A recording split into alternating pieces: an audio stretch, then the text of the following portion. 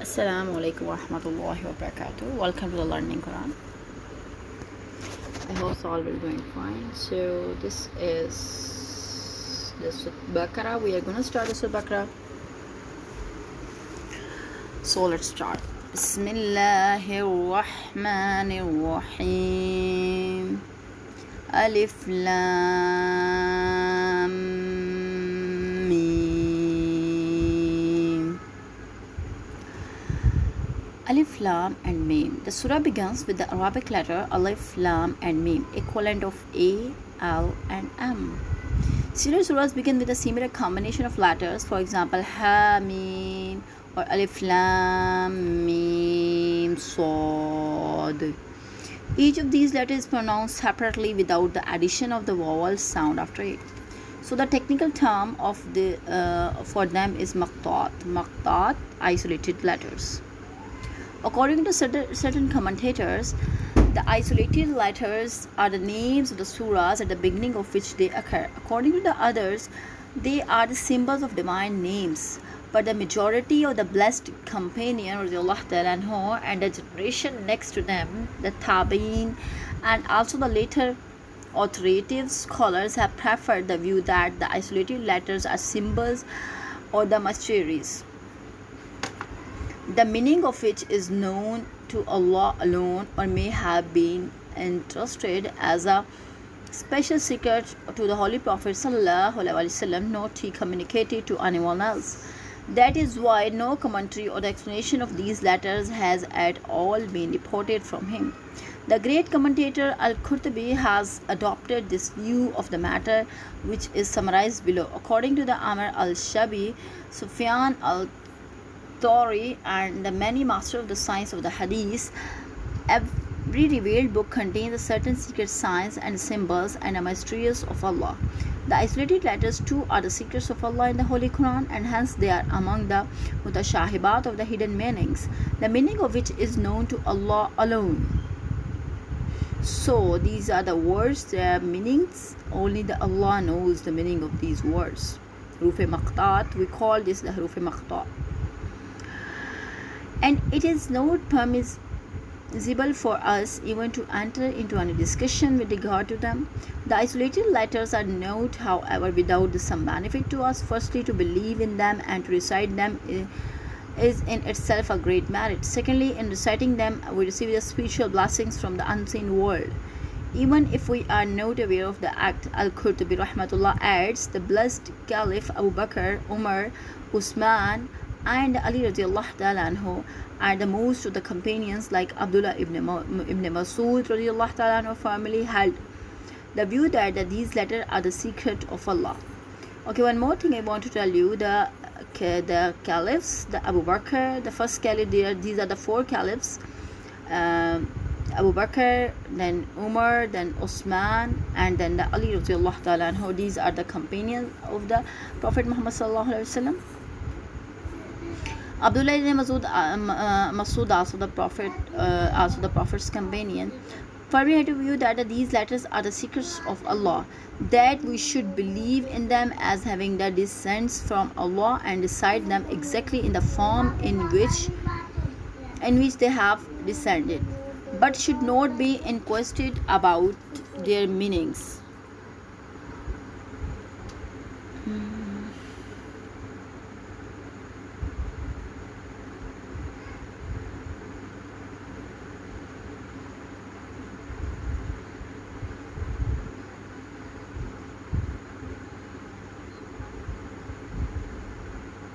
Yeah, form in which they have descended, but should not be inquisitive but about their meanings, which would be improper.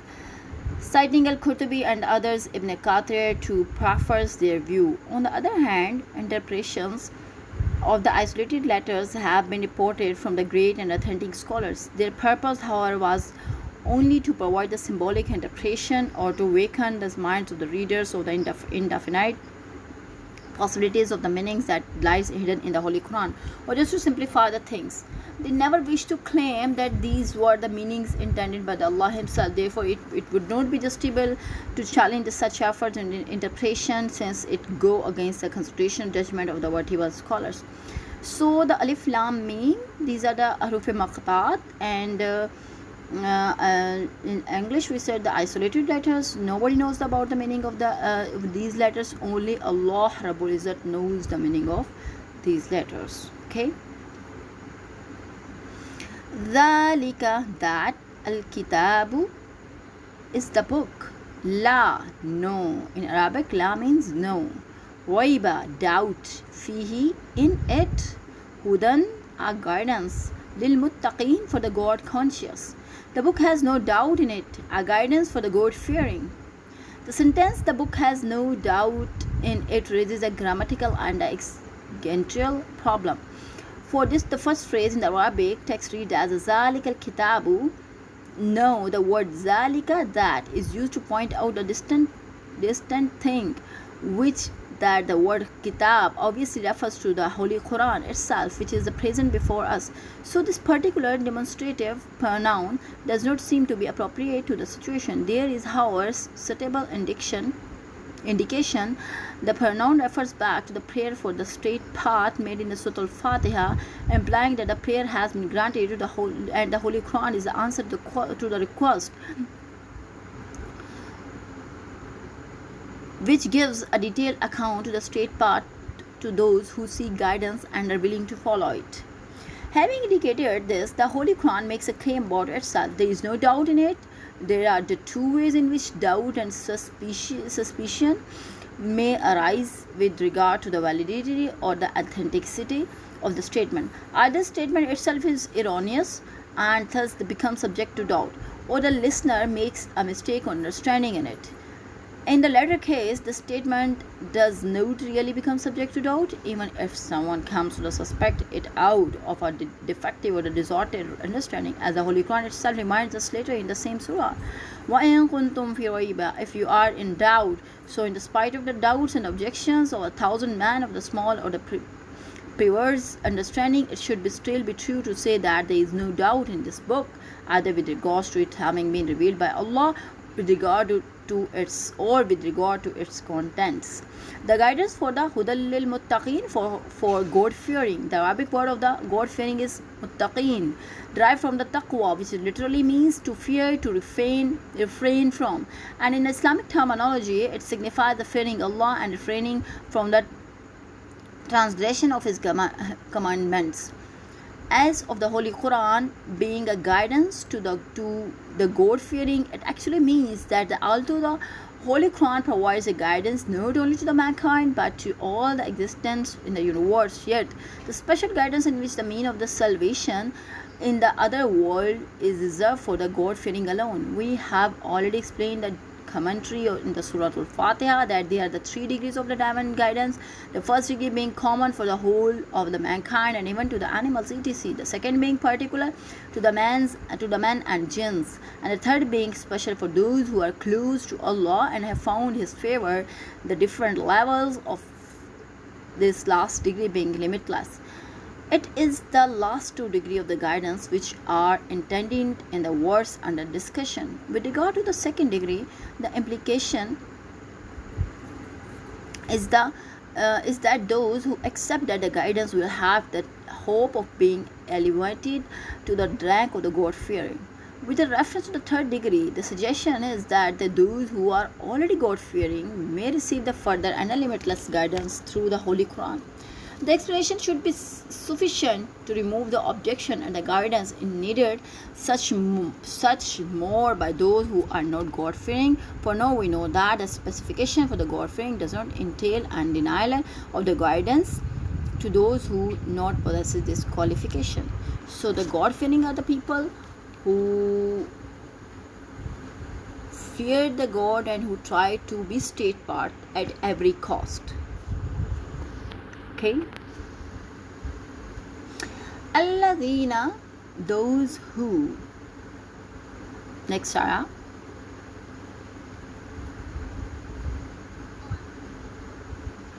Alladhina, those who yu'minuna, believe, bil ghaibi, the unseen, in the unseen. Ghaib is in the unseen.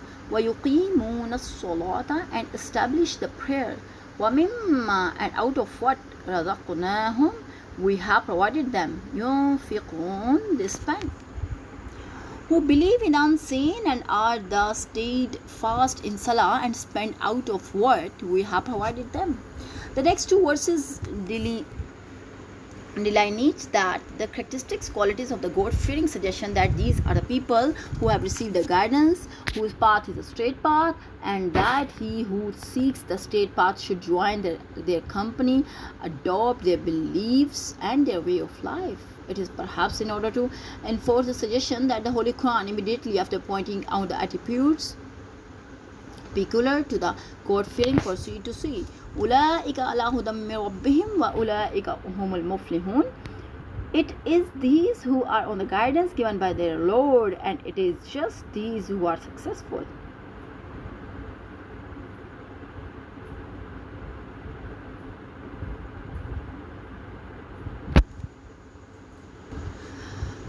The delineation of the qualities of the God-fearing is in these two verses also contained in the essence the definition of the faith, the iman, and an account of its basic tenets and of the fundamental principle of the righteous conduct. الذين يؤمنون بالغيب ويقيمون الصلاة ومما رزقناهم ينفقون. Who believe in unseen and are the steadfast in the salah and spend out of what we have provided them. Thus the first two verses mention the three qualities of the God-fearing belief in the unseen, being the steadfast in the salah and spending in the way of Allah. Many important considerations arise out of this verse, the most significant being the meaning and the definition of iman. Who are the God-fearing?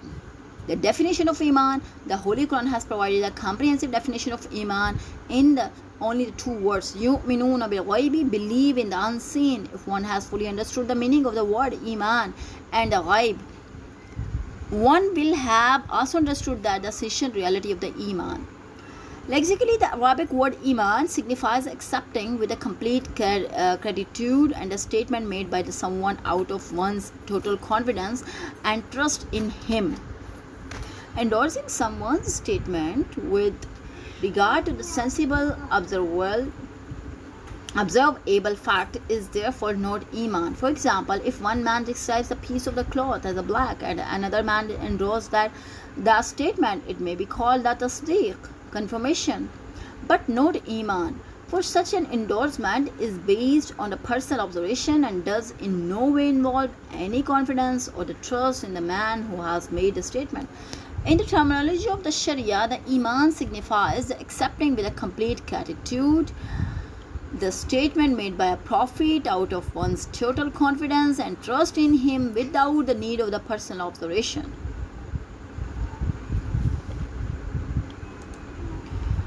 So this is the definition of iman, that you believe whatever the Allah and Allah's Prophet Muhammad said, you believe without any hesitation. You trust, you believe, you don't need to clarify anything. Number one, it would be helpful to note that in the everyday idiom, the West, and even in the modern social sciences, faith has come to mean no more than the intensive emotional state of the fixed emotions.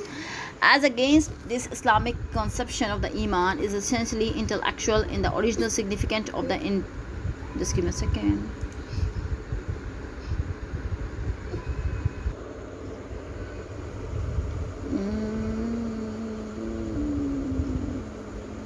It would be helpul to note that in the every idiom of the West and even in the modern social sciences, faith has come to mean no more than an intense emotional state or a fixed emotion. As against this, the Islamic conception of the iman is essentially intellectual in the original signification of the intellect, which the modern West has altogether forgotten. As for the word ghaib, lexically, it denotes the things which are not known to the man in an evident manner, or which are not apprehensible through the five senses. The Holy Quran uses this word to indicate all the things which cannot know through the five senses or through the reason, but which have been reported to us by the Holy Prophet ﷺ. These include the essence and the attributes of Allah, matters pertaining and density, heaven and hell, and what they contain, the day of the judgment, and the thing which happens on the day, divine books, all the prophet who have preceded the Holy Prophet ﷺ. In short, all the things mentioned in the last two verses of the Surah Al-Baqarah. Thus, the third verse of the surah states the basic creed of the Islamic faith in a sense, which is the last two verses provided the details. So, belief in the unseen ultimately comes to the meaning having the firm faith in everything that the Holy Prophet ﷺ had taught us, subject to the necessary condition that the teaching in the question must have the come down to us through the authentic and the undeniable source. This is how the overwhelming majority of the Muslim scholars generally define the Iman. See the Aqidah al-Tahawiyya, Aqaid al-Nasafi, etc. According to the definition of Iman, signifies the faith and the gratitude, and not mere knowledge. For a mental knowledge, the truth is possessed by Shaitan himself, and even by the many disbelievers. For example, they knew very well that the Holy Prophet ﷺ was a truthful and that his teachings were true, but they did not have the faith in him, or did they accept these teachings with their heart, and hence they are not the Muslims. Okay. And hence they are not Muslims. The meaning of the establishing Salah, the second quality of the God-fearing, is that they stayed fast in the prayer. The verb employed by the Holy Quran here is yuqimuna, generally rendered in the English translation as they establish, which comes from the word iqama, signifies the straight out. So the verb implies not merely saying one's prayer, but performing the prayers correctly in the all possible ways and observing all the prescribed conditions, whether obligatory first namaz or necessary wajib namaz or wajib or the commendable mustahjib. The concept includes the regularity and the perpetuity in the performance of the salah, as also an inward concentration, humility and awe. At this point, it may be noted that the term does not mean the particular salah. Instead, it includes all farz, wajib and nafil prayers. Now, to sum up, the God-fearing are those who offer their prayers regularly and steadfastly in accordance with the regulations of the Sharia, and also observe the spiritual etiquette outwardly and inwardly. Spending in the way of Allah categories. The third quality of that is the God-fearing is that they spend in the way of Allah. The correct position in this respect, which has been adopted by the majority of the commentators, is that includes all forms of spendings in the way of Allah, whether it will be first obligatory zakah or the wajib necessary alms giving, or just voluntary, or the nafal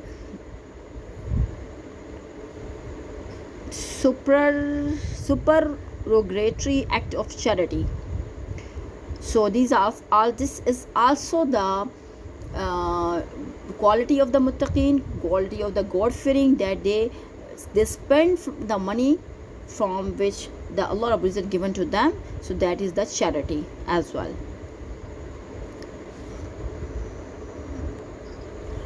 For the Holy Quran usually employs the word infaq with reference to nafal, alms giving, in the sense of I think so we did it no alms giving, or in a general sense, but the reserves the word zakah for the obligatory alms giving.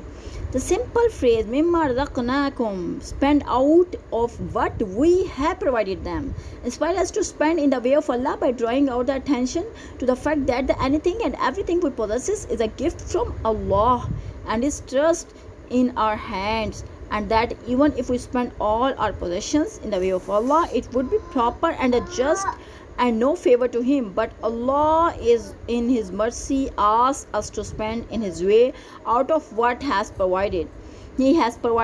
That is only a part and not the whole. Among the three qualities of the God-fearing faith is, of course, the most important. For this is the basic principle of the all other principles, and not good deed. can find acceptance or the validity without the faith. The other two qualities pertain to the good deeds. Now, good deeds are the many. One could make it a long list of them, even those which are either obligatory or the necessary. So the question arises as to why the Holy Quran should be content to choose for the mention only two, namely the performing the salah and the spending in the way of Allah. In answering this question, one could say that all the good deeds which are obligatory or necessary for the man pertain either to his person and his body or his possessions. Among the personal and the bodily forms of the ibadah, act of worship, the most important is salah, means namaz. Hence, the Holy Quran mentions only this form in the present passage. As for the different forms of ibadah pertaining the possessions, the word infaq, spending, covers all of them. Thus, in mentioning the only two good deeds, the Holy Quran has implications, included all the form of the worship and all the good deeds. The whole verse then comes to the mean, and the God fearing are those who are perfect in their